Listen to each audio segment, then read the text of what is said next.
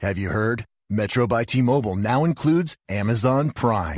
Yes, enjoy the best of shopping and entertainment, movies, TV shows, music, free shipping, and much more. All included for just $40 per line for 3 lines. All on the T-Mobile network. Discover the smarter way. Metro by T-Mobile. That's genius. One offer per account. Offer subject to change. $12.99 per month value. Offer valid for new Amazon Prime members. Metro customers may notice reduced speeds versus some T-Mobile customers. Video at 480p. Capable device required. See store for details and terms and conditions. He also said that every generation needs a revolution, Jimmy. The American dream is just that. Just a dream. War is a continuation of politics, only by other means. Politics is a continuation of economics by other means. This is our bank. This is our war. And this is our plan of attack. Banks have become an essential threat to our democracy. So consider this justice. Thank you for listening to Revolution Radio at freedomslips.com, the #1 listener-supported radio station on the internet. Please help support this station so this battle can continue forward. Revolution Radio!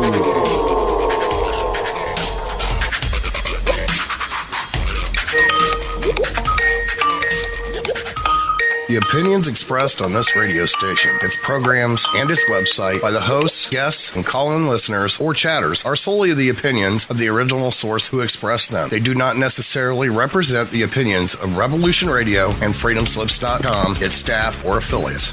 You're listening to Revolution Radio, freedomslips.com, 100% listener-supported radio, and now we return you to your host.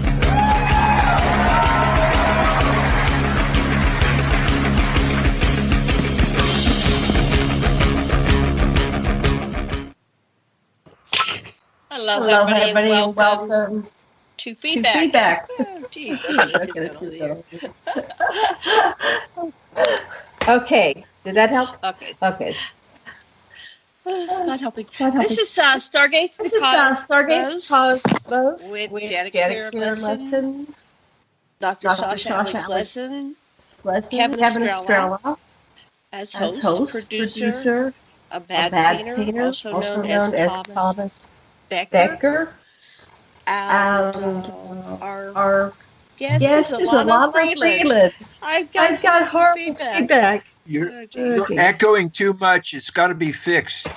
You're echoing. Yeah, bad what we do. Am I echoing too? It's coming back through Sasha's.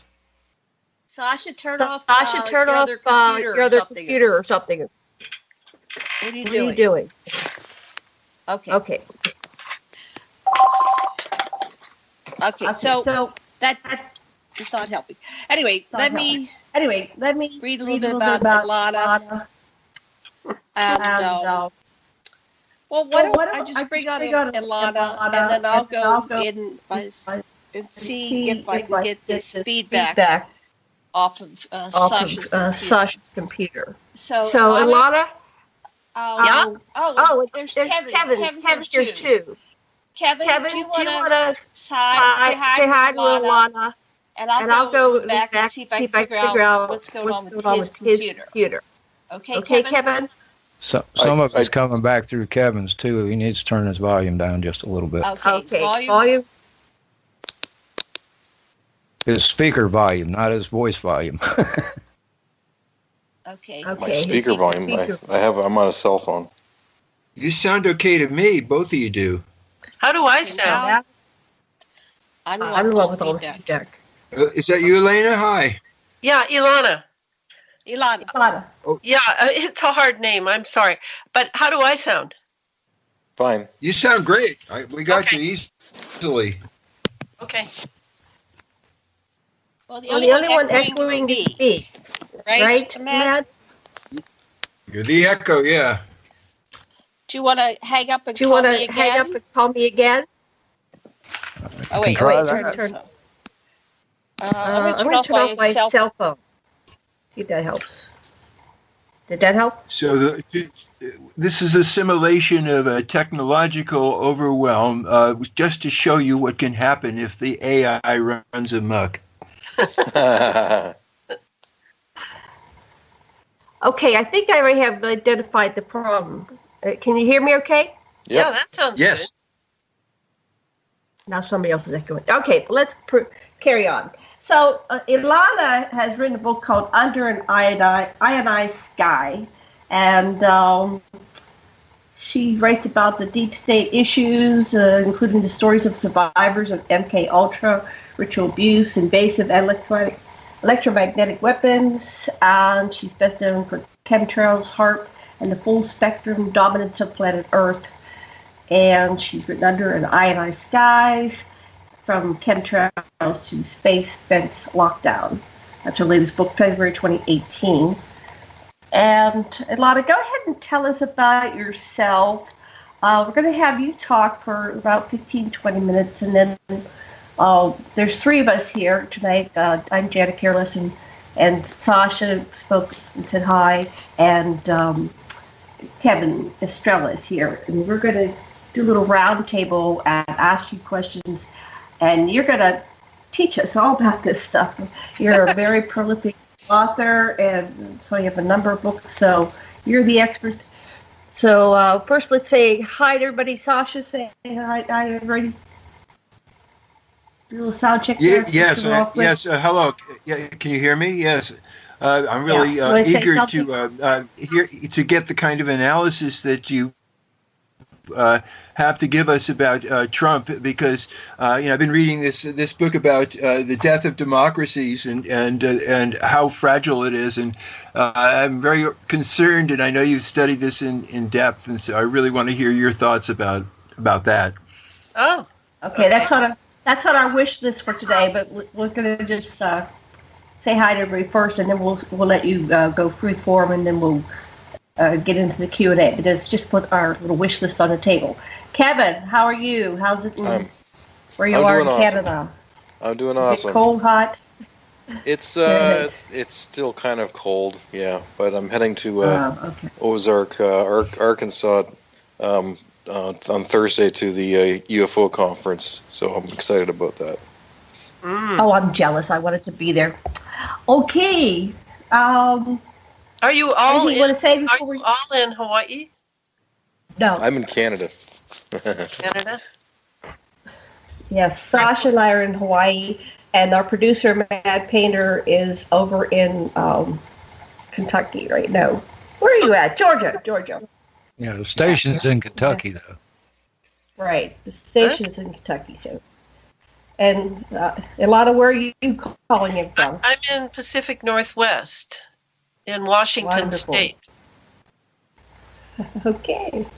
Wow, we're all over the place here. Well, go ahead and start, and we will let you talk uninterrupted, and then we'll go freeform, round robin. Okay, so take it away. You want me to give you an idea of my biography, like how I got into all this stuff, or where do you want to start? Yeah? Yeah, how did you get started? The best place to start is the most dramatic incident, and then from that, work into the story. Okay. All right. So the most dramatic incident in my life that politicized me forever was when I was at Girls Nation in 1963, August, and I had spent the week, I and other girls, with Lyndon Baines Johnson, vice president then. He was in charge of my group of girls, and we then, just before we all left and returned to our home states, we had tea with John Kennedy in the Rose Garden, and he kind of picked me out as looking like his wife, just sort of making an innuendo for the press, probably. And then when I returned to my home state, I had to give a talk about my day with Kennedy, and then 4 months later, he was shot down in Dallas, and I had to return to the civic groups to give a talk again about my day with Kennedy, but this time the room was filled with sobbing people. So this was really the beginning of pretty much everything I've done since, other than maybe have children and raise them. But everything I've done in teaching, starting Waldorf schools, writing, has all been politicized. I was a member of the 60s generation. I was present at the burning of the Bank of America at UC Santa Barbara. And I saw that the FBI was the one that burned the bank down and not the student leaders who were subsequently sent to prison. I realized in the street riots in Berkeley that really all of this was tied to the assassinations of John Kennedy, Martin Luther King, and Robert Kennedy. And that was really the beginning of my quest for undoing the secrets. And I eventually did 10 years of research and wrote my Sub Rosa America series, which took 20 years to write, not because it was difficult, but because I was doing other things at the same time to earn money and bring forward my hope for humanity by giving children a good education and Waldorf schools, etc. So I finally finished the Sub Rosa America series. It's a fictional base, but really I chose a fictional base so I could comment throughout the books. There are 4 books in the series. And it's all about what has happened to this country since John Kennedy's assassination. So that's one side of me. Then the writer side of me, when I got back from England, when I was in England, I had done some editing for Adam Parfrey at Feral House.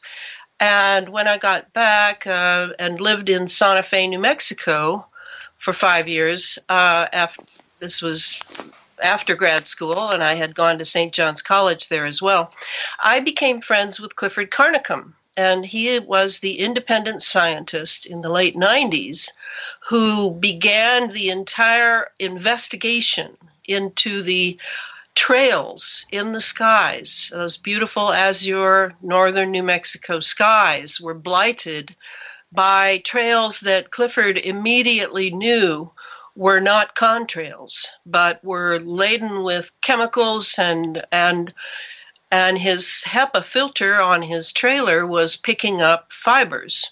So he began to investigate that with very makeshift microscopes and equipment, because he was no longer working for the Department of Defense or the Bureau of Land Management. So I met him through a friend, he and his wife, Carol, and we would all go to breakfast every few weeks, and Clifford and I would end up really deeply discussing what his research was uncovering. And he also took my blood sample and my saliva, and that was when I saw through his 300 power microscope that he had then that what was in the fibers that I had found in my mouth was also in my blood, and that the Morgellons creature, which he subsequently renamed the cross-domain bacteria, was sucking the iron out of my red blood cells. Well, this was definitely a wake-up call to me, because I pride myself in being a health nut since the 60s, no doctors, very healthy. And here I had more creatures in me. So when I got back to the Northwest, having moved from Santa Fe, Adam Parfrey contacted me and asked if I thought I could write a book on chemtrails. And so I did, and that took 2 years. It came out in 2014.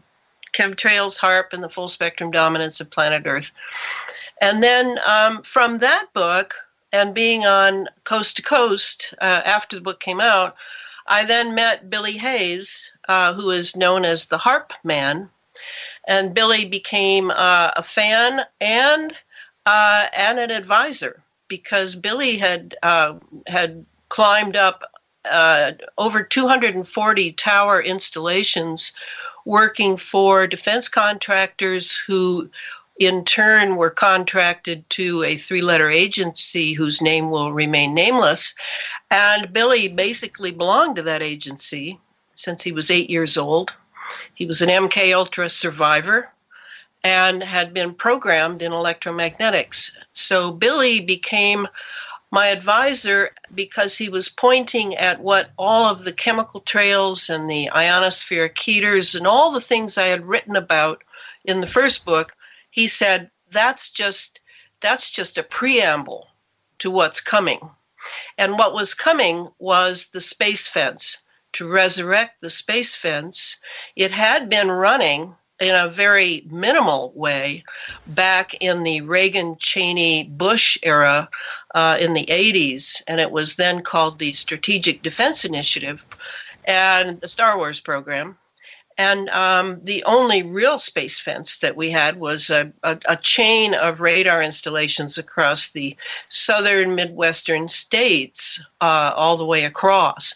So what was happening was, now that the chemical trails and the ionospheric heaters like HAARP, the High Frequency Active Auroral Research Project in Gakona, Alaska, now that they had ionized the atmosphere and basically made it battery ready, antenna-like, electrified 24/7. And that's why the trails are always flying and why everything is always going on to keep it ionized, including weather, extreme weather events. Then they were able to really do the space fence the way they'd wanted to back in the 80s, but hadn't had the ionized atmosphere. Now they could really cook, literally. And the building of the Kwajalein Atoll installation in the Marshall Islands was really under Lockheed Martin. I mean, Lockheed Martin runs the space fence. Raytheon has owned the patents for HAARP and runs that program. Basically, these two top 10 defense contractors are pretty much a synonym for the CIA. So we're all subject now to a massive surveillance instrument that has a huge infrastructure on the ground level and in near-Earth orbit. So that's what the Under An Ionized Sky book does, is it basically spells out how we are wired and plugged in to a massive instrument that has been set up very quietly, each thing looking to be individual, when really it is the smart grid. This is the huge smart grid. And we are now plugged in. And, I try to tell people what this foretells for the future generations, because in my mind, the deeper into this I go, it's quite the rabbit hole. The deeper I go, I realize this is all about a transhumanist future. This is about cyborgs, not human beings. This is about a complete empire of planet Earth and near-Earth orbit, and eventually, if they have their way with this space age, this militarized space age that they've created, then it will be the entire solar system. And the reason that I have that illustration on the cover, which is basically making planet Earth look like Saturn in that there's a ring around it, is Billy Hayes was very clear that these rocket launches that are going up and spewing behind them masses of nanoparticles of aluminum, barium, strontium, titanium, lithium, that these particles do end up in the above the Earth and get caught up in the spin of the Earth and eventually settle around the equator in a ring very much like Saturn. And when I asked him early on, well, what is this ring going to do? I mean, it's full of conductive nanoparticle metals. So it's got to have to do with what? Communication with the ground setup for the space fence. Yes, it is. He said, if I were to think of a metaphor for it, that ring, I would say it was a CD-ROM, and it will hold all the memories of everything on Earth, and it will eventually be used for communications with other planets as we head out into the solar system. So to me, this is the inevitability that they have in mind. But meanwhile, they're really concentrating on control, full spectrum dominance over planet Earth. And by full spectrum dominance, it's a military doctrine. I didn't think the term up. That means full spectrum dominance of the electromagnetic spectrum.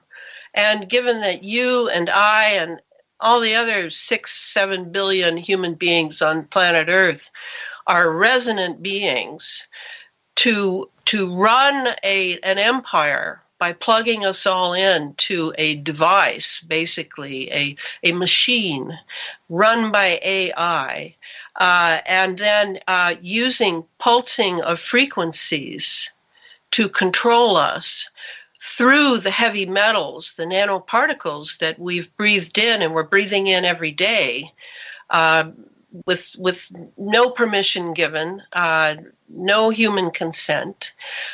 These particles that we're breathing in, along with the nanosensors like MEMS, GEMS, and NEMS, and the microprocessors that we're breathing in, teeny weeny little computers that are transceivers sending information, receiving information. We are basically matrices ourselves that can communicate. It already happened. It already happened. Yes. They already got us. Is yes. that what you're saying? It's already. Yes. Wow. It's not in the future. It's already done, and it's continuing to be done. And now I've shifted my emphasis, certainly in radio shows and in my writing, because I've started the third book in the series, and that's on synthetic biology. I'm trying to figure out, what do we do now?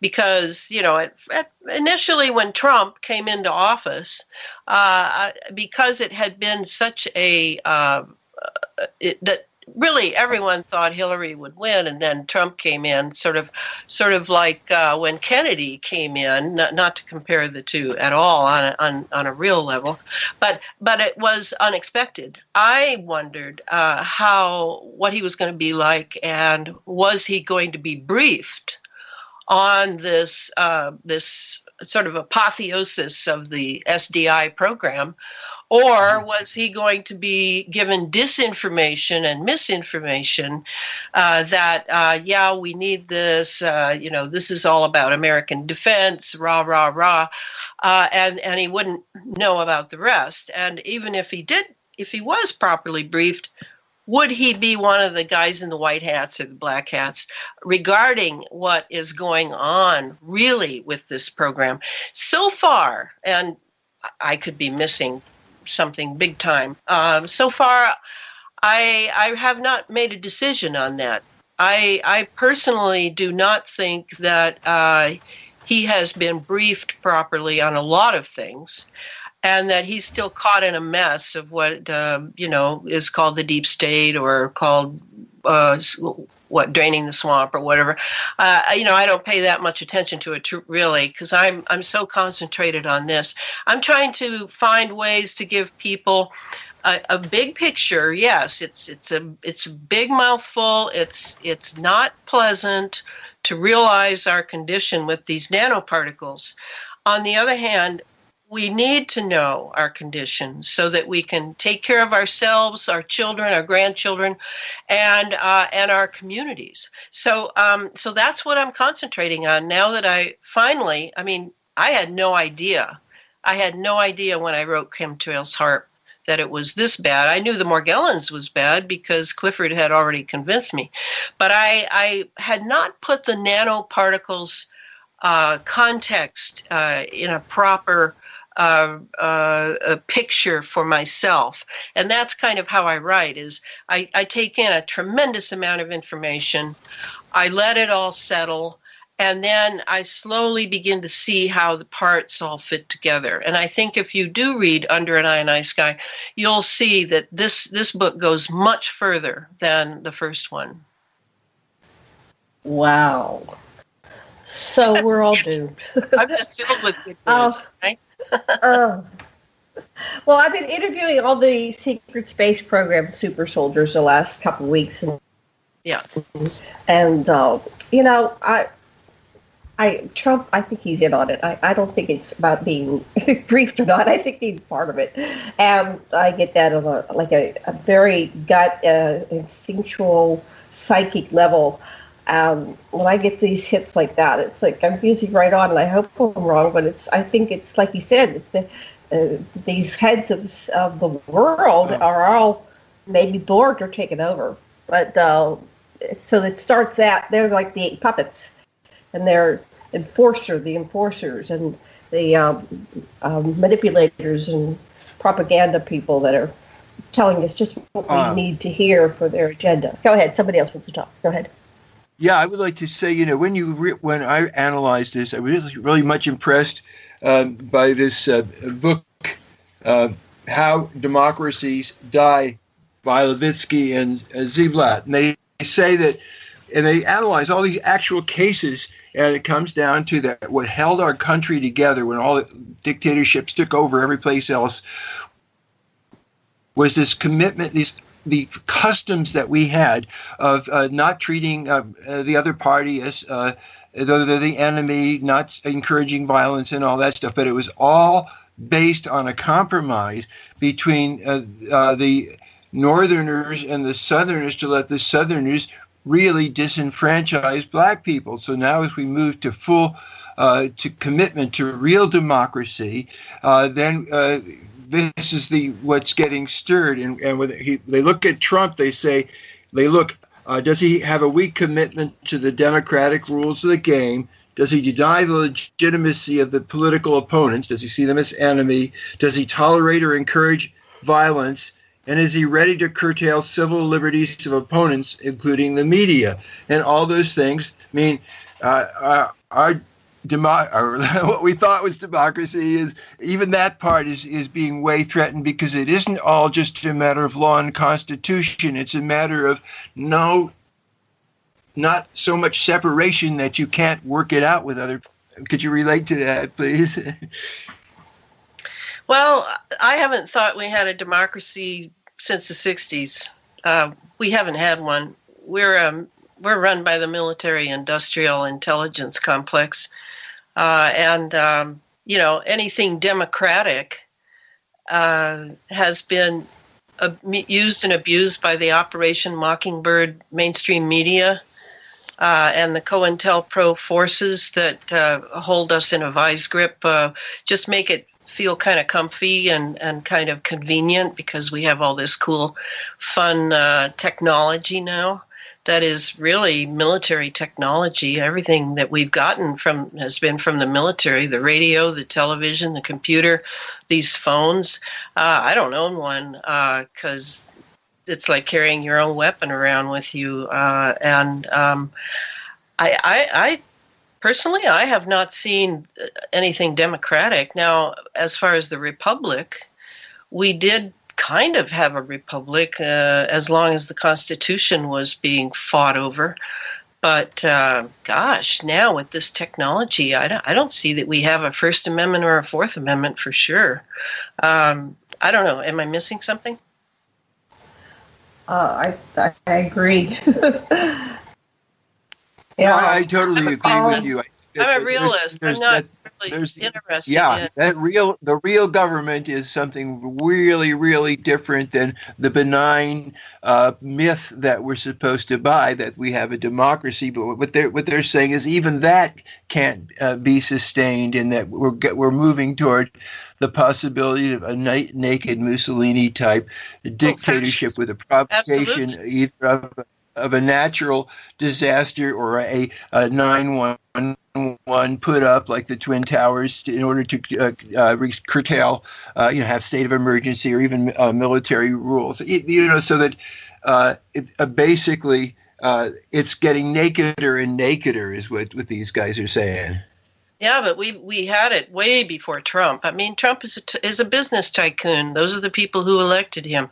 I haven't seen a real president since Kennedy. They've all worked for the same bunch of thieves and criminals and pedophiles. I guess the way I work is I'm issue oriented, I suppose, and to me this is global. The thing I'm concentrating on now. This is not about just America. This is global, and this is serious about the future of humanity. And I am not one of those naysayers that thinks humanity is not worth the trouble and the earth would be better off without us. I am not that at all. I feel that we and our planet are connected. And I don't care how many evil, bad dudes come through the door around me in any generation. I have a job to do. And, I got a lot of feedback when I was quite emotional at one of the talks I gave. And I said, this is my watch. This is my watch. Right. And I'm on it. And I will do what I need to do to contribute what I can. And then I'm out of here. I mean, that's the way it is for all of us, isn't it? So I am concentrating on the global. Not. What Penny Bradley was saying, that death there's no escape. There's no escape. And she was part of the secret. They would kill them intentionally, and they'd stick them in a vat, and they wake them up next day and go back to work as military slaves. And so there's several million of them are being conscripted, and then their mind wiped and return to their lives until they're needed again. And then they're back on Mars and so if this is indeed true, which it seems to be overwhelming with all these people coming out and they're waking each other up, who's doing this chemtrailing? What species?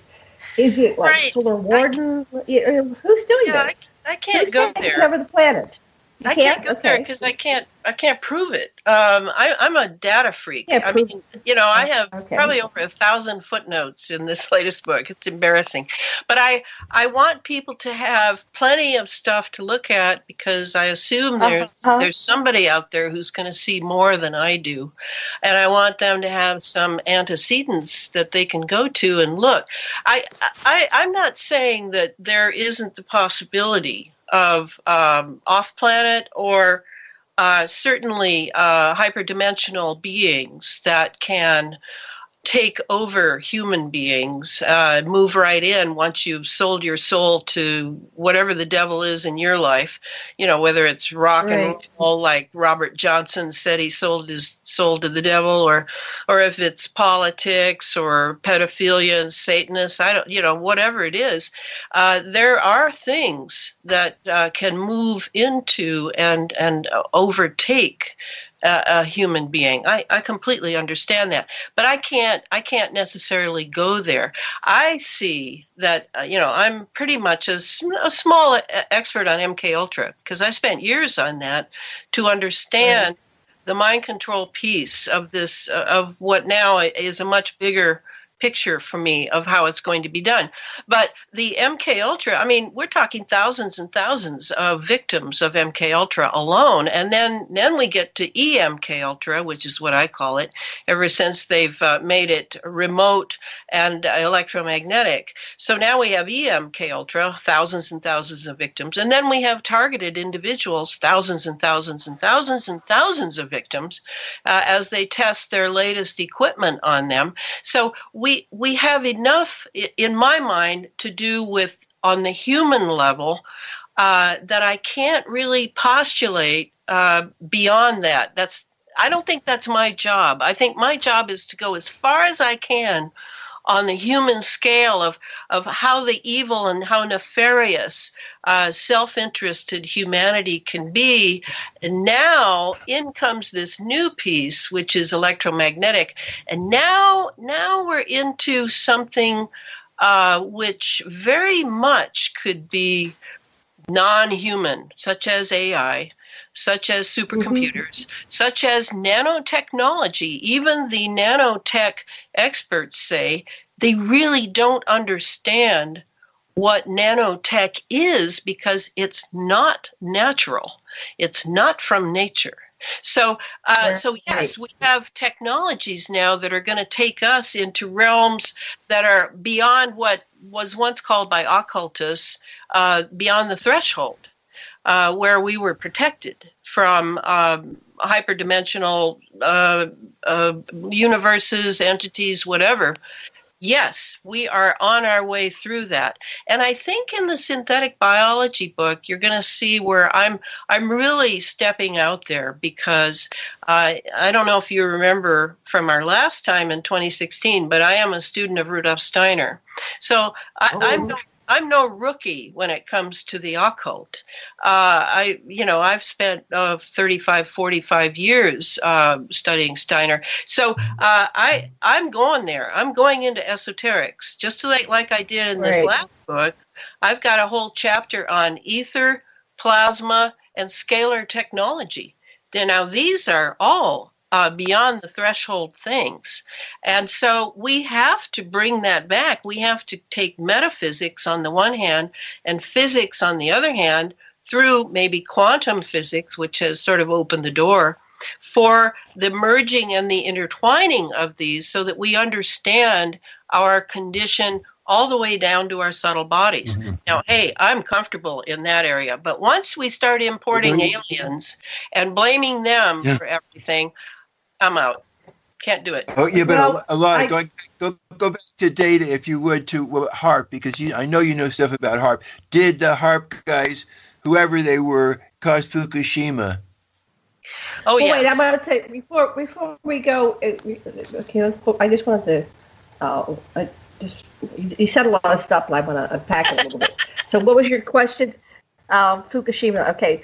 Yeah, let's kind of finish one thing and then go on to another thing, because this is very, very important. All I'm saying is I'm getting a huge amount of testimonials. Testimonials do stand up in a court in court, right? And so we're looking at all these things. You're looking at MK Ultra people. I get a lot of those people. Maybe, like you said, nanotechnology, and then who created the thing? Who's the one that put this into effect? It didn't just come out of nowhere. There's someone that has his agenda. No, I talk about it in the books. I tell you the names and everything. I mean, if you're again going to go into the alien side, I just can't go there. I think we can just put that aside. I've got a lot of information, but you don't need to talk me into anything, and I don't need to talk you into anything.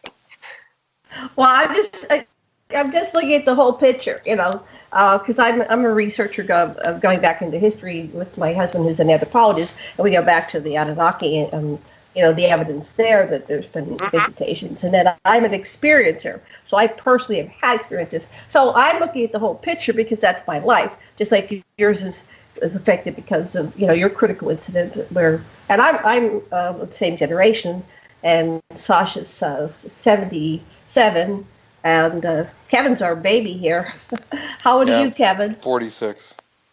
46. So let's have Kevin interject something here, and then we'll go to what you said, Fukushima. Okay? Go ahead, Kevin. Ask a question. We don't want to leave you out. Well, I'm really curious to understand more about this nanotechnology that's in the chemtrails. If you can explain a little bit more about that. Yeah, it's super important. And really, before I started writing Under An Ionized Sky and began to really look at nanotech, I had no idea that this this really is possibly the biggest culprit of what's going to change us. So in chapter 3 is all about the nanotechnology revolution. And I go into everything I can find about how it came about, how these nanoparticles were created and moved into the public sphere with no decision making whatsoever in the government or anything. What is that noise? Airplane. Oh, an airplane. Where is it? Who's airplane? It's not here. Maui. It's in Maui, Janet. Turn your mic off. Oh, we have a plane here. Okay. Oh, they must have changed direction because we normally don't hear them. Okay, go ahead. Sorry. Okay. All right. Sorry, I was confused. So when in the chemical trails, everything is nano. Now, you know that we in the movement, in the anti-geoengineering movement, we still argue over, is it just from the jet fuel? Is what we're seeing the classified fuel formula? And it is classified by the military, and that includes commercial jets as well as military jets. You cannot get that formula of what they're using in these jets. Is it just what's happening in the combustion chamber? There's sort of a transmutation that goes on there, and it comes out oxidized. The aluminum, the barium, the strontium, the titanium, the lithium, all very conductive, all somehow needed in the jet fuel for efficiency, all the things that they need. Or is it a supplementary system that is on the jets? Many people have seen the pylons on the wings with the ducts. It's, you know what, I'm kind of an Eastern orientation, not a Western either or orientation. I say it's both and. So the important part is that those are all nanoscale. Now that's submicron. That is beyond tiny. You cannot see it with the naked eye. You cannot see it with most microscopes. You actually need an electron microscope, an electroscope, in order to see nano level. So these come down. First of all, they're usually laid in the stratosphere at the very top of our troposphere. And then slowly they will filter down, which is why they have to fly the jets every day, pretty much, to keep a lot of these nanoparticles in the air, because they're highly conductive. And you can move weather systems by having lots of particulates in the atmosphere. But more importantly, you can have lots and lots of wireless operations with all of this particulate in the air. So they make it small so it has loft, so that it comes down slowly. And as it's coming down, we're breathing it. There's no way around it. The aluminum oxide that is coming down is killing the trees in everywhere, because the soil is turning acidic, alkaline. The oceans are turning acidic. It's in our lungs. We take it in, can't see it, can't feel it. It goes into our lungs, and then those nanoparticles of metal then make their way through our bloodstream, into our organs, into our muscles, into our tissues, and eventually, into and past the blood-brain barrier. And they're in our brain. And that's why Alzheimer's has increased, autism has increased. I mean, not just increased a little, I mean like off the charts increased, because we are taking in all this metal. And this makes us even more conductive than we were before. Now we're really towers. Now we're really transceivers. Here's a question actually one more question. How does fluoride fit into this? Isn't fluoride is aluminum too? Yes, and fluoride, what happens with the fluoride? That's in the water system, right? Do you have fluoride where you are? Not where I am. I don't use fluoride toothpaste anymore, and right, but all of this with fluoride, aluminum, mercury in the vaccinations, all of this acts, what's my favorite word now, synergistically. All of these pollutants are acting together. And they don't really, they being the military scientists or scientists who are pursuing under a compartmentalized need-to-know basis with minimal clearance, security clearance, pursuing their little particular task paid for by government money, they don't know what will happen with the synergy, and in whether it's in the sky or it's down here on Earth with our plants. We do know that Monsanto made aluminum-resistant seed before we really had full chemical trail infusion going on.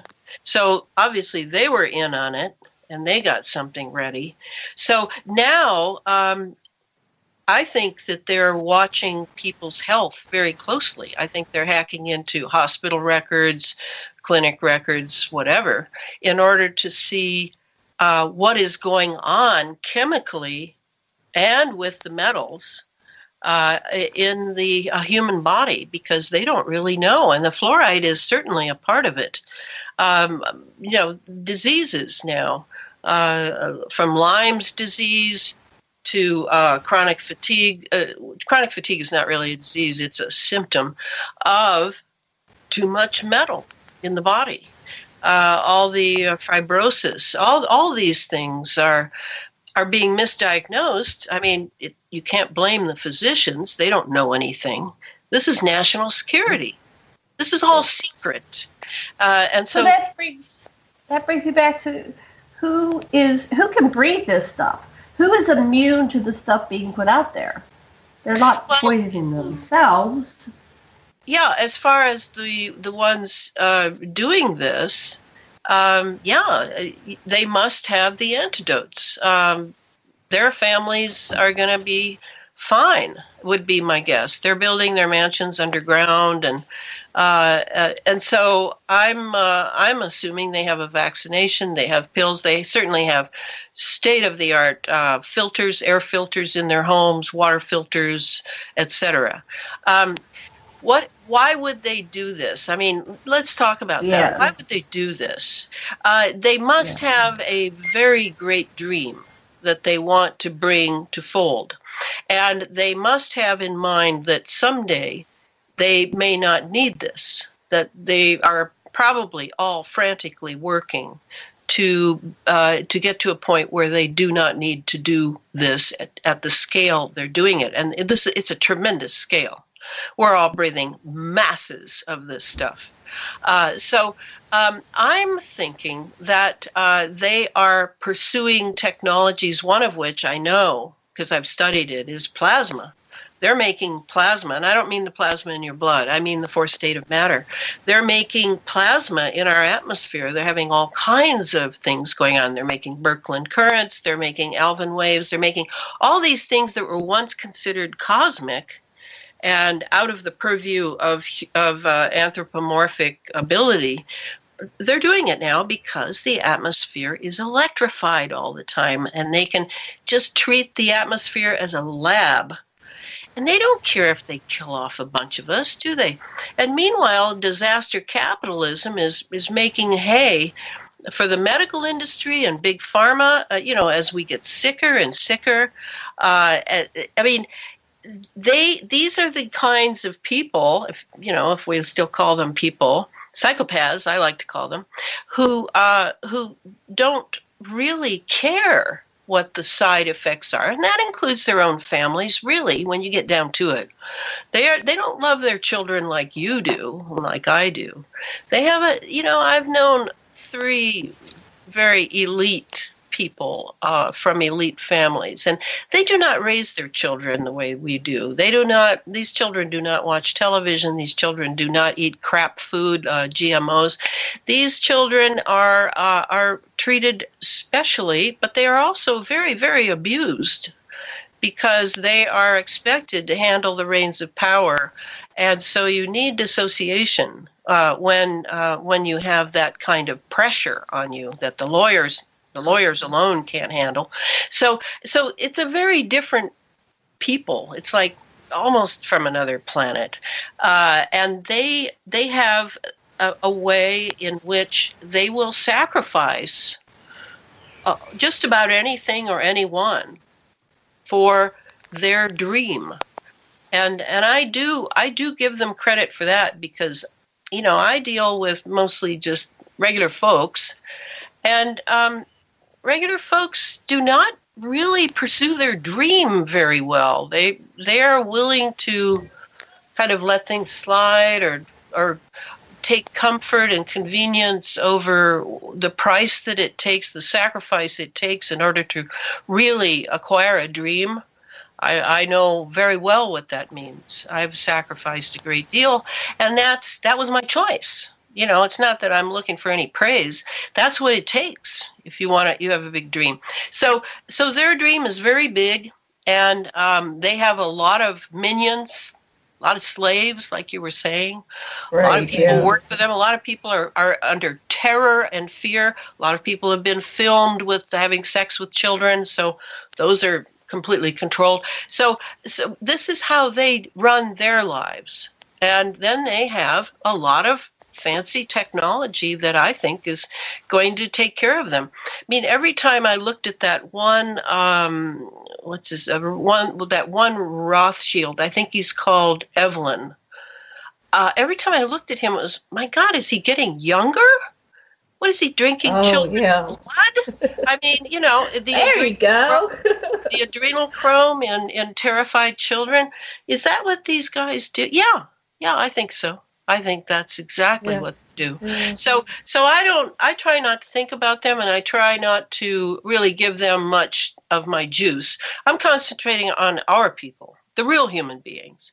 And so, that's, I don't know if I answered your question about it sufficiently about what's coming down, but the nanoparticles are very much what I would recommend that you really look into. Yeah. So the nanoparticles, are we talking about like they're just metals, or are we talking about like something that's like a computer chip? No, it's not a computer chip. It's there's nanoparticles in women's cosmetics. There's nanoparticles in any processed food that you will buy in a supermarket, like chips or something. All of our food supply has nanoparticles in it now, because they don't need to name it on the ingredients list. So anything refined, it's like a filler. It can be used as a filler. It's in our clothes. All the things that make this clothes smell nice in a department store, that's all nanoparticles. So where can I look where there aren't nanoparticles? Well, I'm not sure. I suppose I still maintain that eating organic food over GMOs is good. But on the other hand, these nanoparticles are everywhere. They're falling on us right now. So what defines a nanoparticle? Is it a metallic particle? It is atoms and molecules. And if you are asking, what you're asking me is what material they're made from. They can use a variety of materials to make them. They can use just periodic table elements to make them, because they're all on an atomic and molecular level. They're quite extraordinary. If everything's grown outside, including your organic food, then there's really no true organic food, because whatever's falling down from the sky goes into everything. Yeah, I agree, and that is the key, isn't it? But it's at least still from real seed. It's not a genetically modified seed. Right. But I am recommending that people grow in covered areas. I don't mean full glass houses or anything, but to at least cover, particularly, the first hour of a rainfall, there's a mass of nanos coming down. And just to finish your question about the nanos, yes, then I did mention the sensors. Now the sensors, there have been articles in the newspaper that they've released trillions of sensors in the stratosphere. So there's a lot of those, the sensors, and they're in us. So those sensors are doing their job. They are sensing things. They probably are being communicated with in all of our cell towers and all of our cell phones around, and the 60 hertz in our walls, and the Internet of Things that's all around us. I would assume they're being communicated with, and maybe AI systems are picking up on data, because it isn't just social media that's vacuuming up data. It's these sensors. So they're in us. Right. They're in my brain. They're in everything. And we're then coming up on the first break here. I just wanted to give a heads up. So it'll be about 1 minute. Okay. Go ahead. Yeah, and then there's the microprocessors, which are the tiny computers. And those are in us as well. And they are certainly transceivers. And they are nanoscale. So it's quite an amazing feat to get all this in us, never enter a clinic, never enter a hospital, never go to a doctor, never see a scientist around. They don't need to get hold of us in any way. It can all be done remotely. And I'm sure they're feeling very good about this, because they really want full control over humanity. Wow. Apparently they have it. Okay, well, we're going to be going on a break. What I wonder is how is it that if they have full control over humanity, that the five of us right now are having this conversation and people are listening to us and responding to us? We're not being snuffed. Yeah, let's cover that. We'll be back after the commercial break, yes. See you in 5.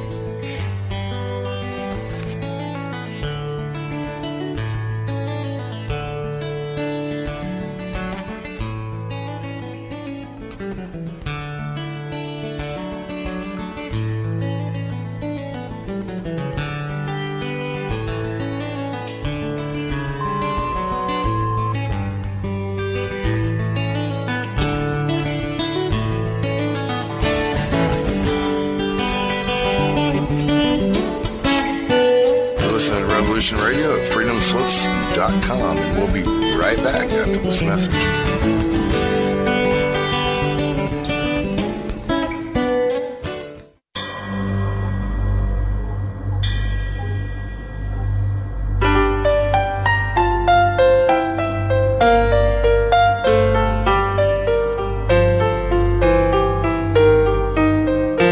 Did you ever feel that things were not quite right?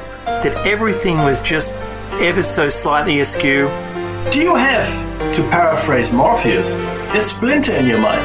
If you're interested in hearing the latest information about UFOs, the paranormal, ancient cultures and structures, monatomic elements, longevity, fantastic discoveries in science, downloaded to your brain, then tune into us. Hi, I'm Dave. And I'm Mackie. And we are Shiny Side Out, Sundays 2 to 4 a.m. Eastern. See you then. Revolution Radio, freedomslips.com. You don't need to expect us. We're already here. Join me weekdays for my new show, Tell Chris Joe. It's going to be a problem show brought to you live from Kensington. Thursdays, I'm dealing with hot topics, heated debate, what's new around the world, and ring-ins to discuss listeners' problems and offering considered and heartfelt solutions. So join me, Chris Hart, for Tell Chris Joe. Stop what you're doing, grab a cup of tea, and coming live from Kensington. Relax, let me entertain you with a coffee bar online. Listeners' very personal problems. So that's Thursdays, 2 p.m. in the afternoon, Revolution Radio, freedomslips.com. See you there. It's going to be lots of fun.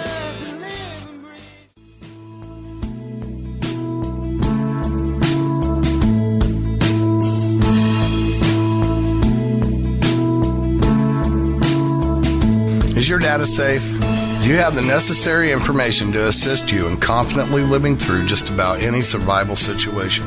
Is survival and gardening, off-grid living, medical knowledge, or even natural or man-made EMPs on your list of personal concerns? Do you have your documents and your personal information in a safe place in your hands where you know where it is? Well, check out our preloaded EMP-proof thumb drive.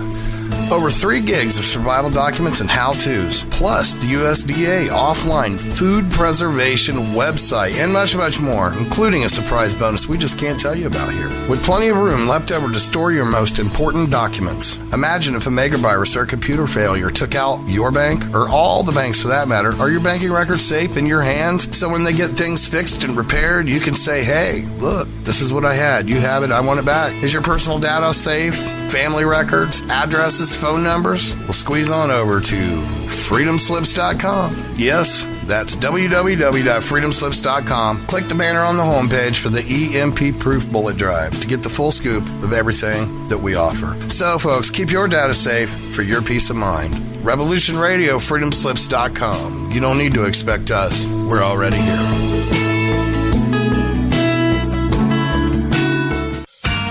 Looking for a nightcap to fill your listening needs? Come join us on Spaced Out Radio with me, Dave Scott, right here on Revolution Radio. Monday through Friday for 3 hours a night, starting at 9 p.m. Pacific, midnight Eastern, we will take you down the supernatural path. From ET contact to the paranormal and all of the spiritual, cryptid, and conspiracy stories in between. You can find us right here on Revolution Radio, at spacedoutradio.com, on Twitter at Spaced Out Radio, and on Facebook at Spaced Out Radio Show. Spaced Out Radio. It's a night of talk and interaction. Are you experienced? Let us play with all our toys and let us think that we're... The opinions expressed on this radio station, its programs, and its website by the hosts, guests, and call-in listeners or chatters are solely the opinions of the original source who expressed them. They do not necessarily represent the opinions of Revolution Radio and freedomslips.com, its staff, or affiliates. You're listening to Revolution Radio, freedomslips.com, 100% listener-supported radio, and now we return you to your host. Oh, Kevin, you got to mute. I don't know if we're on or not, but no, you're not. Potato chips. Oh, sorry. You're Did I crunching. inspire you to have potato chips when I said they're filled with nanoparticles? You're back live. Yes, I got to eat them right now. I don't know if we're live or not. I can't tell. Yep. I don't know if the man... Click it and y'all started talking. I couldn't do it, so you're live now. Okay, we're back. You heard us being real people. We are real people. Welcome back. Welcome back to Stargate to the Cosmos. And I'm your host, Janet Kara Lessin, with co-host Dr. Sasha Alex Lessin, and Kevin Estrella, and producer Thomas Becker, and our wonderful guest, Elana Freeland, who's scaring the crap out of us, but we're okay. Before we get back to our show with more, we're gonna have some positive things at the end. That's what I always do. It's like we're gonna do all the yucky stuff, and then we'll come around with something. But before that, we have to do our little commercial break. We would like everybody, follow my hypnotic suggestion. Go over and make a donation to revolution.radio, that button on revolution.radio, and donate what you can. Even if you're listening to this in the archives, you're going to find yourself going to revolution.radio and clicking and making a donation so we can stay on the air. Because we are relying on your donations to stay alive. Bad Painter, where are we in the this whole cycle? How much more do we need to meet our goal? We got 1297, and we need 2650, so that's 1353 to go yet this month. And we're doing pretty good. So, but we'd appreciate it if you go ahead and donate. Right, if you go to the end the month ahead. Okay, so before we bring Elana back, let's get the comment from each person. Sasha, what would you like to say? I want to know what you think we're going to say about Fukushima and HAARP, please. Okay, we can talk about that. And Kevin, what do you want to ask in this next hour? or talk about? Oh boy. I think a little bit more in regards to these other programs that are being used and tested, because a friend of mine, and she's been on this show before, who was inducted in 2004, our Solaris Blue Raven, she was attacked with artificial telepathy. Right. And she was targeted for many years, and it nearly destroyed her life. Yeah. Okay, so Elana, back to you. Where do you want to go right now? And so you got the request on the table. Take it away. Right. Did you want to do that question that you had before the break, or do you want to wait for that one? Do you remember? What was the question before the break? Now I don't remember. That was Sasha. Yeah, Sasha, your question was. The big question was, how is it that we have been selected and blessed and motivated and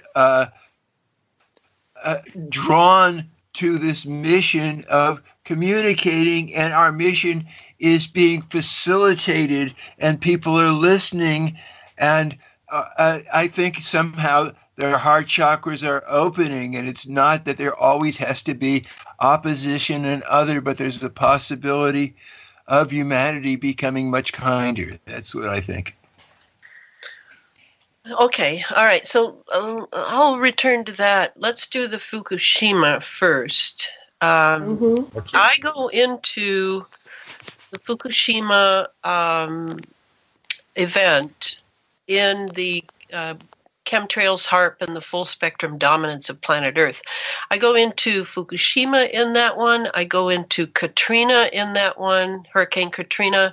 I go into Hurricane Sandy, the Haitian hurricane, because in that book, I'm really primarily looking at weather. And as I said, weather is only one of the operations, certainly a very important one, admittedly, that this electrified, ionized atmosphere provides the matrix for military operations.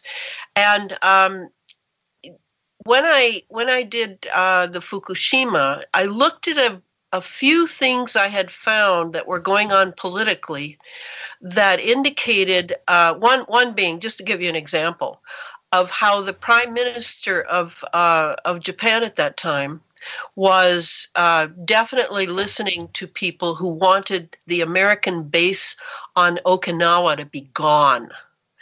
Now, that is a very huge thing, given that since the end of World War II, when the Americans basically rewrote Japan's constitution, and that Japan has been sort of like America in the East for us.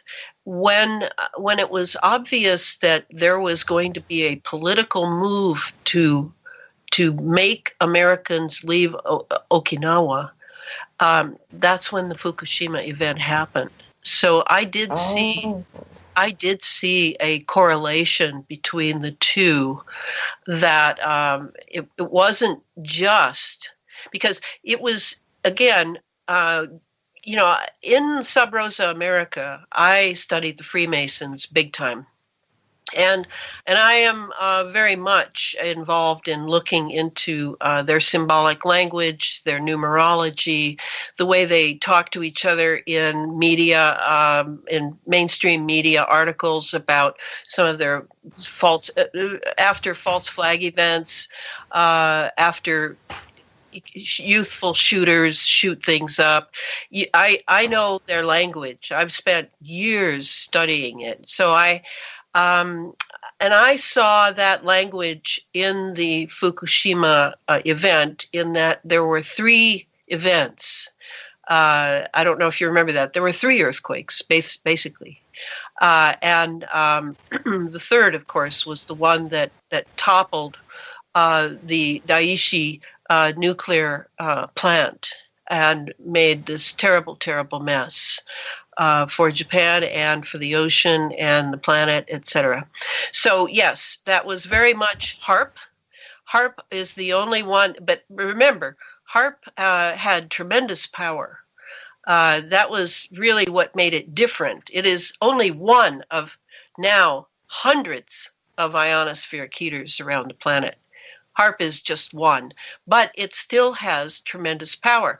And it was shut down in 2013. I don't know if you remember. In 2014, they had I think it was an Alaskan Senate meeting in which one of the Air Force guys admitted that HAARP had been successful, and now we're going to pass it over to the University of Alaska at Fairbanks. It was successful because now we control the ionosphere, and he just absolutely said it. So that is true, and now, bingo, HAARP has been brought online again, and after the winter we just had, in which I saw many weather events, extreme weather events, particularly ice events that were being created anthropogenically by all the technology that can move, build, feed, steer weather systems. I wonder if they're bringing HAARP back online because they're making war preparations regarding Iran and saber rattling. Whether or not it comes to pass, one can only hope that it won't. But to bring HAARP back online, two world leaders, such as in Iran, because Iran is the home of the great physicist Keshe, Keshe. Yeah, Keshe. He is a great physicist. I'm sure that these world leaders know what it means that HAARP is brought back online. But you can't, because this is all scalar technology that is all Tesla stuff, the HAARP would be only one of the instruments that would have been used at Fukushima. There had to be another one, and possibly yet another one, 3, because when you're doing interferometry, which is what it takes, over a target area, you're going to interfere 3 beams or 2 beams over a target area. Then you can really juice it and decimate it, that I don't know which other one would have been used. Possibly one in Russia. Possibly one in India. I don't know, but I was never clear on that, of what other instrument would have been used with HAARP, but I was very clear that 3 days in advance of Fukushima, they fired HAARP up, and that was when you could still go to a certain site and do the reading for what level HAARP was running at. That disappeared, and I don't know that it'll ever return. So anyway, that's on Fukushima. Was that enough? That was Bosh, wonderful. Are you satisfied? I'm really satisfied. I was so interested in it. Thank you so much. Oh yeah. And then of course the other thing about Katrina and all that stuff, and the drowning and murder and kidnapping. From our perspective, the kidnapping of a lot of the homeless black people and taking to the German slave camps on other planets. I know you don't dig that stuff because there's no evidence, but anyway, that's the stories we've been getting. But a lot of black people were, of course. I mean, to me, Katrina was. Here's how I looked at it. Katrina and Sandy were very similar. You remember Sandy was on the New York coast, right? You remember that? Yes, I remember. Sandy? Okay. So they're very similar because both of those were international ports. You had the Mississippi River port at New Orleans, and then you had the ports of New Jersey and New York up where Sandy was. And my theory was that they wanted to redo these ports, and they wanted all the poor out of there. And so they ran these hurricanes, because that's the way disaster capitalism is. and that is fully functional. It is all disaster capitalist now, and they're making a fortune off of weather derivatives and bringing Halliburton in to rebuild and moving people into FEMA camps and trailers, and the trailer business is booming.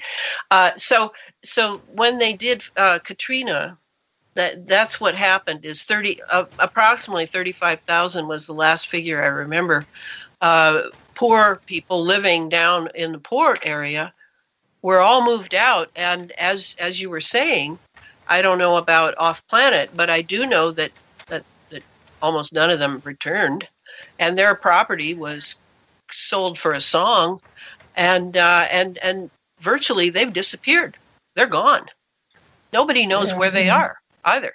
I did meet a black woman and 2 children in Austin, Texas. I was visiting my daughter there, and they were in the neighborhood, and they had come from New Orleans after Katrina. And so I listened to that lady very carefully about her property and how she was hoping that they could go home. And it was very early on. So, and I knew already that she would never go home. I knew that. And the same thing they did with Sandy. The only thing that was different with Sandy, which was very interesting, is they parked a hurricane off coast on the same latitude as the target area. They had a hurricane parked, and I believe they were using that hurricane to feed that storm system. And that you need to, do a little more study in the Chemtrails HAARP book to understand how that is done. Mm-hmm. But recently, remember when we saw 5 hurricanes parked off the Atlantic coast? Remember? That was just a few months ago. And to do that, they did fire HAARP up for that, because to park 5 hurricane systems takes a lot of energy. And so all of these for the last 2 decades are all, in my mind, experimental. This is all them learning how to control weather systems for, yes, weather and perhaps food, but mainly for weaponizing, mainly as threat, so that they can bring a drought where they want it. They can bring floods where the disaster capitalists need it. This is the American way, is to weaponize everything. And that also is part of full spectrum dominance. Does Mr. P have similar technology? Wait, I have a question. Can I ask mine and we go to yours? We live across from Haleakala, and they have some HAARP installation up there. They have something. It fires up. I see it all the time. Yeah, you got a telescope up there. HAARP. Yeah. Right, but there's something else that they fire up, and it beams. I've seen it beam. Or something's coming from it. Probably a laser. I think it's a laser installation up on Haleakala, right? Yeah, what is that about? What do you know about that? It's a laser. It's a laser. It's part of the HAARP array that they fire in a sequence to cause a toroid that bounces at a right angle off the ionosphere at the target. That's right. Right. That's right. And they can use the laser system for target areas in interferometry as well, for weaponing. Yeah. Right. So anyway, we're right across from one of them. I've seen their beam. And I've seen them fired up, and they do it somewhere around between 4 and 5. But they must be covering things, because we've had like 3 or 4 weeks of rain, so you can't see anything. So you say they might be firing up for war with Iran. What makes you identify where they're going to be? Well, it's only that's where the saber rattling is going on now, is with Iran, because Iran is it just is not playing ball, and it's Syria has pretty much been worn out. I mean, it's disgusting. It's all absolutely disgusting. And Iran is, and this, you will be interested in this, and you've probably already known about it. But I think that certainly I watched closely when we went into, it's not Babylon, what's the name of Baghdad? When we went into Baghdad, and I saw them, big media event that they had, that the entire museum had been desecrated and there was a lot of theft. Right. Blah, blah. That was the cover story. They had gone in and gotten all these ancient artifacts. No question about it. That was a big priority for the assault on Baghdad and Iraq in general. And now they're in Syria. And that, I'm sure it's a huge part of why they are collecting the artifacts, the ancient artifacts of the past, because all these sciences that they are dedicated to, they have lived before. We've had these sciences. You know about Atlantis. Right. We've had these sciences before, and we've made big mistakes, right? The poles have shifted and all sorts of things. And I do believe that they are not necessarily cosmically caused. I think they're caused by human beings in the sandbox here, toiling away at their latest little dreams and nightmares. So possibly with which was Persia, that's part of it as well. I mean, the Persian Empire, can you get much greater than that? So listen, I wanted to tell you about, from the old Sumerian stuff, they talk about this genius Adapa who is able to master their scientists' machinery to change the direction of the wind so that it would take his sails where he wanted to go. So there's all this ancient, there it is, it's already written in cuneiform, exactly what you're saying. They had it. Oh, yeah. No, I'm in no doubt. In fact, my Sub Rosa America series depends upon the idea that it's, we're involved in Atlantis come again. And, there are many of us Atlanteans who are attempting to prevent that in whatever way we can. So now what was, Kevin, what was your question? I can't remember. Actually, I had a different question. Because remember last summer all the fires that took place in California? Oh yeah. Can you tell me about what was going on with that? I was very involved in that because I think it all started. I think this is what happened. I was on a radio show with Anthony Patch, who is sort of my go-to CERN guy, and Kev Becker out of Scotland, and they were querying me about a couple of things I had said online, which about the Santa Rosa fire. The one thing I had said was that I had seen some drone footage of the Santa Rosa fire, and very, very careful, very low, and so you could see all the detail. And as I saw that the trees were still standing, but everything else was pretty much dustified, pretty much like gone. I was reminded of the very great study of 9/11 done by Dr. Wood, Judy Wood, which is Where Did the Towers Go? Because in there, she has, if you haven't seen that book, you really should get it. It is amazing. She has, must be 1,000 photographs in there with captions, really good captions, and text. And she talks about how the firemen wading through the debris at 9/11 were shocked by the fact that even steel beams had been brought down in seconds and were completely dustified. Now there's only one thing that can do that, and that's a directed energy weapon. And Judy Wood knew that. But she would never say it was that HAARP was involved. At that time, there was not that much out on HAARP that, she would have been satisfied was scientific enough. But she did say it was a directed energy weapon. All right, so that was one thing, the drone footage. She had also said, there was an eyewitness also that I had read her testimony, who was there in Santa Rosa as it was happening. And what she had said was that there had been this terrible, strange wind that had come up, and that it was hot, but it was almost alive. Now, I had seen that too in Judy's book, about the wind that comes from the disintegration of matter, of a molecular matter, because that's what happened. And regarding the tree being standing and not burning at all, maybe a little scorched, but still standing, still the roots intact.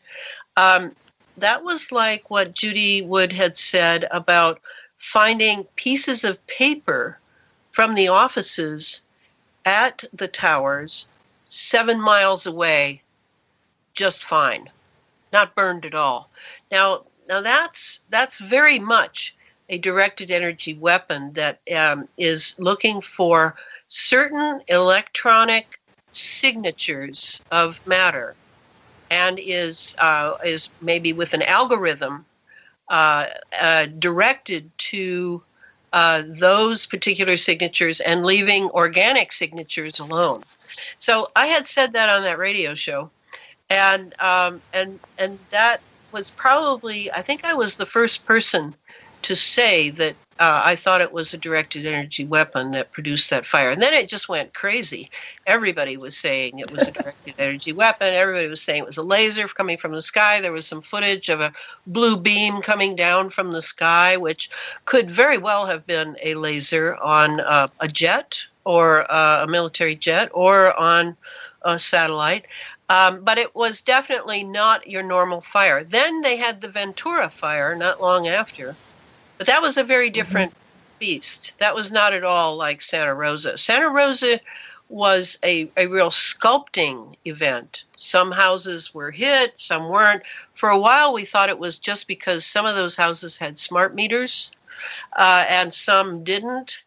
And the smart meter would have been sort of like a guide dog, like, come on over here. This is, hit this. Uh-huh. But in the end, I wasn't so clear on that, because I would have needed to do a lot of research on that.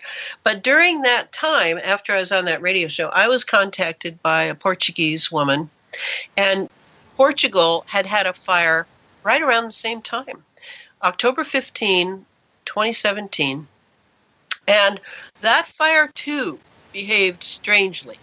So this Portuguese woman said that Portugal had, unlike our government, which, only thinks to cover things up, that Portugal had formed a commission that wanted to investigate it. Now, it could have been a cover-up anyway. It could have been, okay, let's look at all the data and then let's bury it. Or it could have been, what the heck? Who is this? Is this those Americans again coming over here and doing stuff? So I got together with a guy, and he had a lot of data. He was from Santa Rosa. He had seen a lot. And I sent 20-some pages to her of text and recommended videos and quotes. And I worked for like 3 weeks on that because we had the attention of a government, and she wanted to compare what had happened in Portugal with what had happened in Santa Rosa. Now, that is still in process, and apparently it's gone very well in Portugal, because Americans are really hated over there. And so they want to sort of nail this. And do I think Americans did their fair? I have no idea. But NATO is very possible, because this is a NATO program. Europe, the EU and Britain and the US and Canada and all the echelon countries, they're all behind this, doing this stuff. But that was the first time that I had paid attention to fires. I certainly had been watching them, and I certainly had thought, wow, that's really near a military base. I wonder if the military is wanting to expand its territory. That's about as far as I had gotten. It had not occurred to me that they would use it for disaster capitalism, which is what's happening in Santa Rosa. Now they're moving it toward Agenda 21. And they're, people have had to move out of their homes, and those homes have sold much cheaper than they would have otherwise. So it is being used, the fire thing seems to be being used along with the weather thing for Agenda 21 or 2030 futuristic control over community level. Oh, wow. So suburban reconstruction. Wow. Suburban relocating people, set the place on fire, you move out, you can't move back. Yeah. They sell it and do it. Wow. So this is the first time. This was the first time. What was going on in parallel time that would make the military want to punish Portugal or NATO hit Portugal in that particular way? You talked about how that happened for Fukushima and it made sense. Is there any parallel thing that was going on in the world that would make that make sense? The fire there in Portugal? No, I do not follow Spain and Portugal that closely. I know there's tension between the two, but it seems to me that Spain and Portugal are both anti-NATO, anti-US. And if perchance they have not played ball with the NATO boys or the EU, which of course is a complete crock, then they'll get hit. That's what happened. That's what happens with smaller countries who displease the people in charge of these programs, is they get hit. I'm remembering now, what was the name of that country?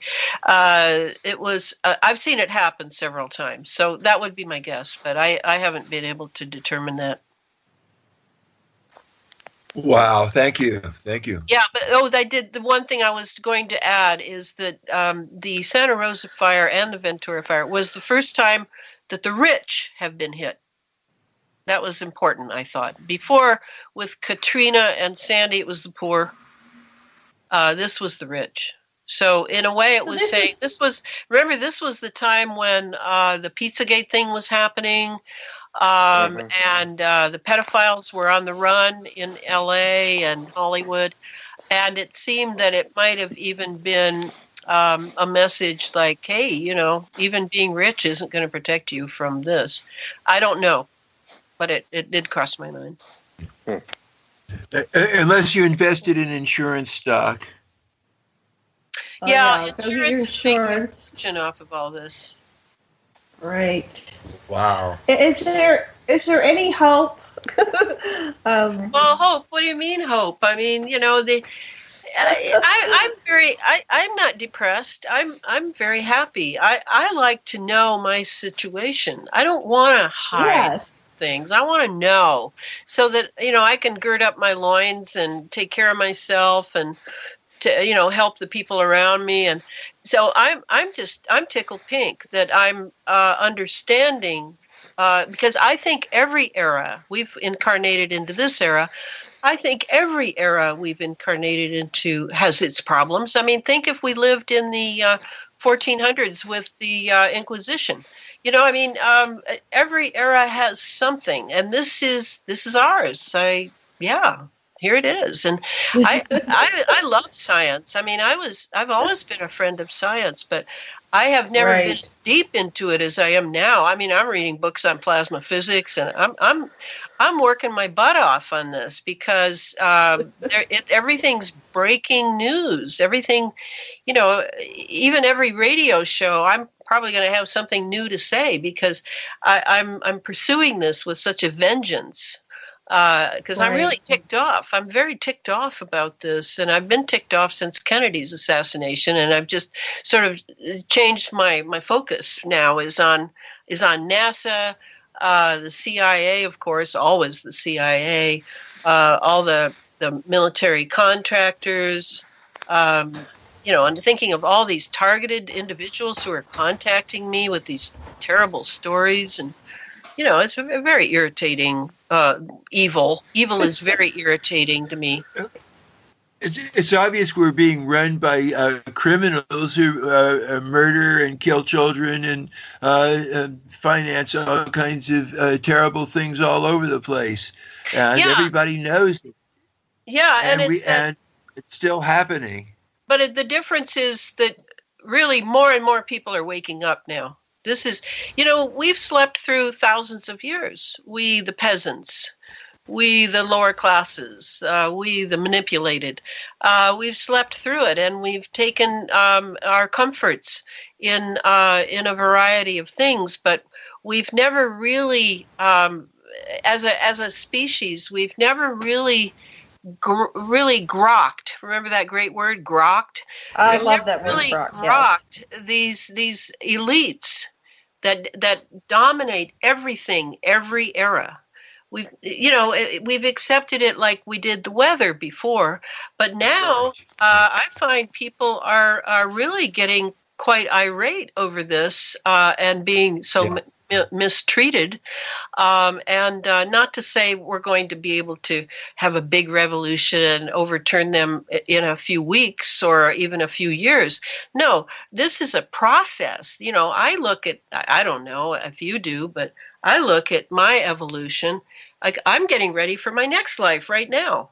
I know where I'm going, and I know what I'm taking with me, and that's another reason I work so hard, is I understand that process. How do I understand that? Am I particularly gifted? Not really. I simply have been paying attention to how this incarnation thing works, and I just plan to really do some stuff next time about this, because this will not fly forever. This domination by the global elite, the dynastic families, the whatever terrible thing has happened to them, to make them subhuman.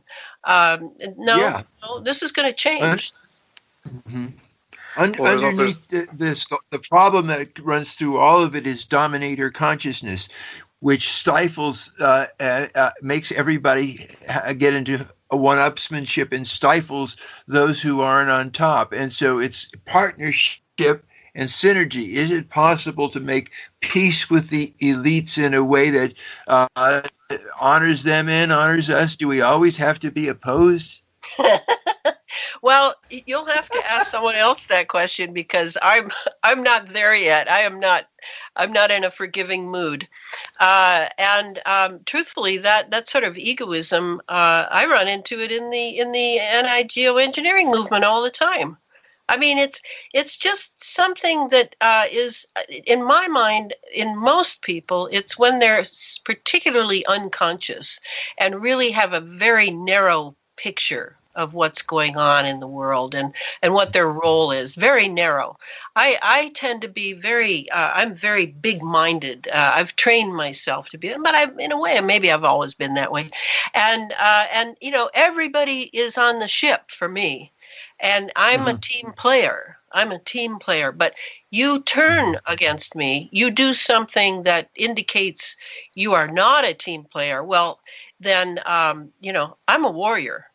I'm definitely a warrior. I'm not a peacemaker under false pretensions. No way. Nope. You got to come and say, I'm different now. Forgive me. Let's go on. And then I'm all for it. But otherwise, no. I can hold my own. No, that's it. I think you've got the beautiful key. Come clean and let's go on from here. That's your solution. I dig it. Yeah. Kevin, what were you going to say? Well, I was going to say there's a huge awakening that's going on right now on the planet, and people are finally starting to see changes, and there's going to be massive changes between now and 2021, and the veils are all coming down. Particularly, from all the information that I've been working with. There's an official first contact that's taking place in 2021, where 32 star nations involved are making their appearance, and no one will be able to deny it anymore. So there's a lot of awakening that's going on. Even these these changes in the quantum matrices of this Mandela effect that's going on. Large portion of the population are awakened to these changes in the quantum field, where something that they knew before in the past has now changed. Others are already living in this new timeline, this new universe, this parallel universe. My brother has different memories than I do from the past, even though we experience the same things. So there's a huge awakening happening in multiple different ways, and I think the walls are going to be coming down big time. Yeah. Well, I am committed to that. Maybe not in the same time frame, but I know that that this pushing that I'm doing is certainly having an effect, and that I am with thousands of others who also feel that same impulse to keep pushing. The one thing, I started 4 Waldorf schools, and I learned a lot in doing that. I know how to push. I know how to, what I call, beat the bushes. You just keep going. You do not let up. You do not wait for some magical sign. However, a sign will come to let you know, okay, that's enough. You've done your job. You can go on to your next mission. Because that's what happened to me in Waldorf, is finally after 16 years and starting 4 schools and teaching and doing all the conflict resolution and all the stuff it takes to start schools, I was walking across my living room one day, and suddenly that magical little voice that I know so well said, "Well done, you're done. You can do something else now." And I immediately obeyed and knew that, yes, I am done with the Waldorf movement. I will now move on to the next thing. And that's kind of how I see this, is I'm pushing. I'll push through one more book. And then I really pray to the spiritual world, please, please give me a private life back so I can write some other things. So I can do some other things. But if it doesn't come, if the voice doesn't say yes, I'll keep going. I'm a worthy servant here, and I get it. I get how to do this, and I'm giving it everything I've got. And people seem to be noticing that that's true. I've gotten rave reviews of the book. Catherine Austin Fitz, in particular, she's someone I admire greatly. She's an investment analyst. She has praised it to the skies. So I will try to do just as well in the next one. The next one will be harder for me because there's so much detail. But I want people to know and have an idea of what it means to have all this equipment inside our bodies, inside our bloodstreams, inside our brain, and how we can meet that. Because when we were talking about, and you mentioned, Kevin, you mentioned Raven. Solaris Blue Raven. Yes, I know her. And regarding targeting, I know a lot of I know probably a dozen targeted individuals I'm in touch with. And I do believe that consciousness, and I would have to spend some time defining what I mean by that, because it's one of those words that has sort of lost its meaning, or maybe gained too many meanings. And consciousness is a huge force that I completely depend on. And have great confidence in, and I know that with targeted individuals, that is the key for them. Not that I can end their torture, but that if they can retain their consciousness and live for that higher self that they are, they can handle it. And that is, the most comfort I can give them, because I have never known a targeted individual yet. Maybe you have, Kevin, who has been able to, who was finally let go. I've not known one. Yeah, Solaris is still, she's still somewhat plugged in. Nothing like she was before, but she's still very aware. Well, and they do move people to the back burner. That's about the best I can say. I have gotten hit a few times, and I have interpreted it as sort of reminders of that I'm stepping out of line, beyond what somebody wants me to, or whatever. But I don't worry about it, because I actually feel that by informing humanity, or whoever cares to listen to me, about this technology, that I am giving them a chance to survive it, and to even thrive under it, if they are willing to start looking around for ways to detox, for lifestyle changes that will not feed into this being plugged in so much, etc. I do feel that one thing I know about the elites is that they do admire people who fight back, and are not a big name in the mainstream media. That's the other caveat. To become a big name means you'll get way too much attention. But me, I'm a fringe writer. I'm just over here on the fringe, writing the best I know how of how this technology works and what their intentions are. And it appears to me, who's directing the target? Who's aiming this thing? What consciousness is directing? They target. Okay, so let's say you're a target, right? And the control program's coming at you, saying, I'm controlling you. Okay, what's directing this at you, and how come you're selected? Well, the how come you're selected is really something that no targeted individual should spend too much time on, because there are a variety of intentions that they are pursuing. One of which is so mundane, it's disgusting, which is to train other agents. They'll just pick somebody up out, and they'll just be the guinea pig by which an agent can be trained in torture.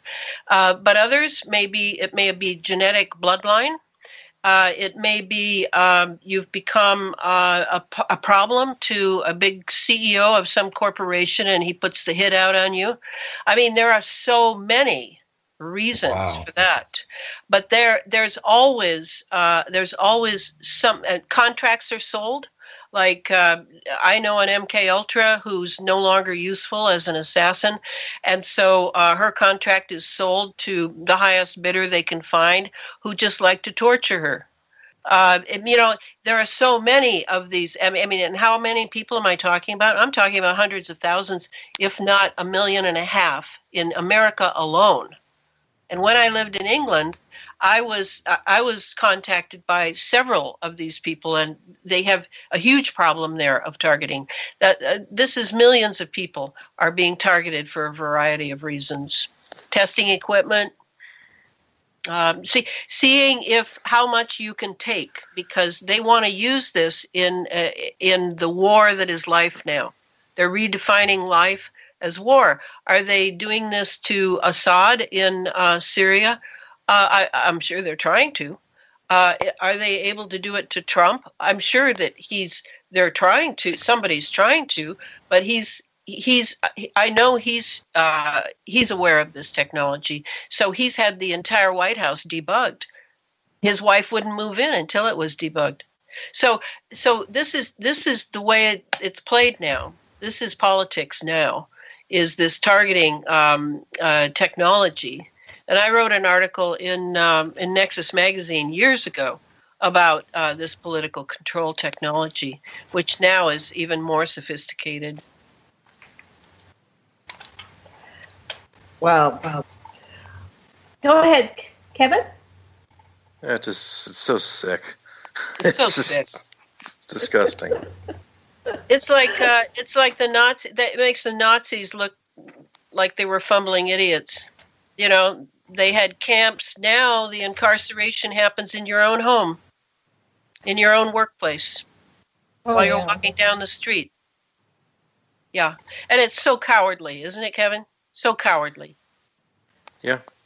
I mean, how just could you ever to control people that they're very low, you know? Yeah, I mean, the sexual aspect, you have no privacy anymore. They watch everything. Yeah, through your eyes even. They have devices. And those are on a nano scale. They can hit you with all sorts of technology that's now nano. They can just, send it on a beam, on a laser beam, and insert it into your body, and all you'll feel is a pinprick. And that could be a mosquito here in Hawaii. I have a question. Could be a mosquito. When I was a kid, I have a question. When I was a kid, we were told as we were growing up that when we get to, I think it was 6th grade or 7th grade, that required reading, we are going to read in class George Orwell's 1984. So in the 60s, that was the future for us. So finally, we got to whatever, it was 6th grade, and I read the book, and I was fascinated. And it seems that, they were describing what's happening now. But I just wonder, Orwell might have been some kind of whistleblower, fictionalizing it so he could write about it. Maybe this has been going on all along. And the illusion that we've had freedom was just that. And that's the best way to control slaves, is to make them think they're free. So now, I don't know what's going on, that they're just so cocky and arrogant, they don't care if we know that we're slaves. No, they don't care. They want us to know. It's just upping the fear. Yeah, a lot of people. That's the point, isn't it? I was very influenced at a certain point in my research by Michael A. Hoffman II, who, most people cast aspersions on for being some sort of fascist, but he wrote a book on secret societies that is just wonderful, and I've read it several times. Very short book, Michael A. Hoffman. But when I read him, I realized that it's all here, and that he said that there would be a phase that we were just entering, and he wrote that in the 90s, that he called revelation of the method, and that they would. And this is true of Satanists. Satanists have to tell you what they're doing so that they can get your complicity. And even your silence or even your disbelief is complicity if they let you know what they're doing. Well, that's kind of what's going on now, is the revelation of the method is happening. They're showing us everything. I mean, their pedophilia, and there's no apologies anymore, that Hollywood stars are the poor, pathetic things, all MK Ultra'd, and everything is out in the open. And that's what makes people think that it's getting more and more evil. Well, maybe it is, but to me, it's mostly that it's all out in the open now. It's all just right there. And now, how can you say you didn't know? You can't. You do know. You can see it. And so now it's sort of incumbent upon us, with revelation of the method, to really do something and not claim ignorance. And that's good for that's a good point. That's really good. We have about 5 minutes or 4 minutes. What can we do? I just told you. Okay, but to witness what is going on and make decisions about what you're doing. I mean, I know 60s people who decided they would just kind of go away. They would just go, and I still have people say, Elana, where can I go where I won't have to put up with all this? You know what? I'm not interested in that. I want to be in the fray. You incarnate here to take on the problems that we are having.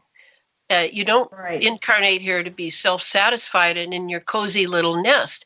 At least that's how I look at it. I admit that I have an attitude about that. because I knew 60s people who did that. And you know what? I'm not one of those.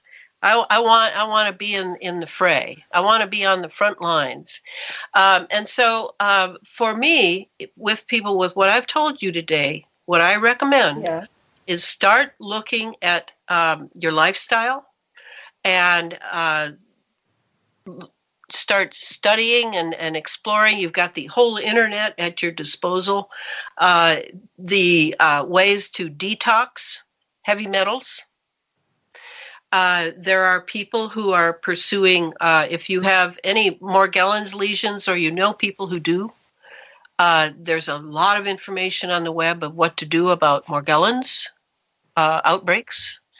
And start figuring out your Wi-Fi, your relationship with your router. Turn it off at night.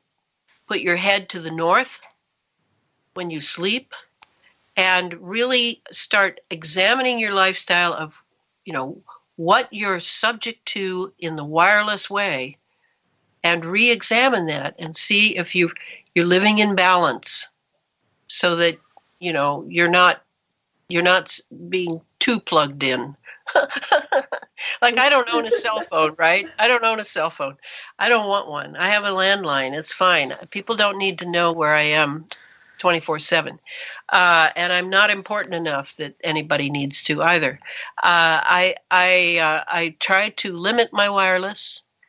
I live very Spartan, and I devote myself to writing, and just kind of take a look at yourself of how the output and the input is and where the balance is. Yeah, that's a good idea. We have 1 minute. Do you want to kind of summarize how you get your books and what books are there? And my books are available on Amazon, of course. Evil Amazon, and I have a Facebook presence. I have a closed Facebook group that is a few thousand people and I'm very picky to people who want to pursue the science of this. And all the connections to all the things that have to do with it, such as vaccinations, such as all the rest. And then I have my site, ElanaFreeland.com. Thank you so much. I have one question when we hang up. I just wanted to ask you. Thank you, everybody. Aloha. Aloha, Kevin. Aloha. Aloha. Aloha. Aloha. Aloha. Great talking to you.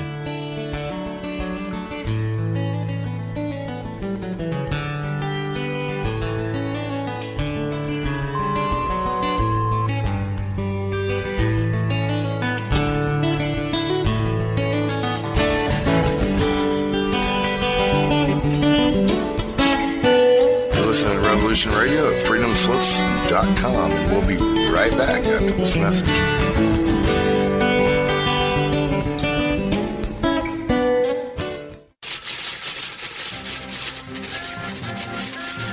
In breaking news, a visiting Syrian diplomat reported today that their population is evolving rapidly and advancing into a fifth-dimensional consciousness.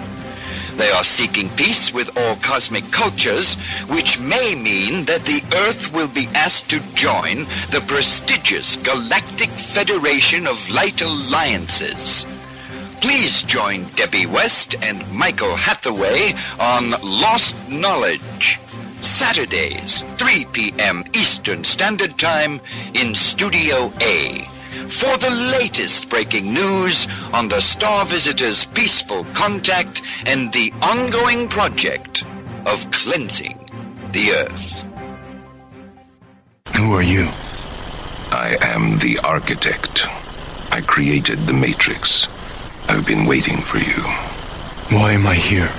You are the eventuality of an anomaly which, despite my sincerest efforts, I have been unable to eliminate from what is otherwise a harmony of mathematical precision, which has led you inexorably here. You haven't answered my question. The Matrix is older than you know. As you are undoubtedly gathering, the anomaly is systemic, creating fluctuations in even the most simplistic equation. Choice. The problem is choice. Right here at Revolution Radio, freedomslips.com. Be here Wednesday evening at 8 p.m. Eastern Time for Private Eye Matrix Revealed with Monique Lessin. Even the government admits that 9/11 was a conspiracy. But did you know that it was an inside job? That Osama had nothing to do with it? That the Twin Towers were blown apart by a sophisticated arrangement of mini or micro nukes? That Building 7 collapsed 7 hours later because... Have you heard? Metro by T-Mobile now includes Amazon Prime. Yes, enjoy the best of shopping and entertainment, movies, TV shows, music, free shipping, and much more. All included for just $40 per line for 3 lines. All on the T-Mobile network. Discover the smarter way. Metro by T-Mobile. That's genius. One offer per account. Offer subject to change. $12.99 per month value. Offer valid for new Amazon Prime members. Metro customers may notice reduced speeds versus some T-Mobile customers. Video at 480p. Capable device required. See store for details and terms and conditions.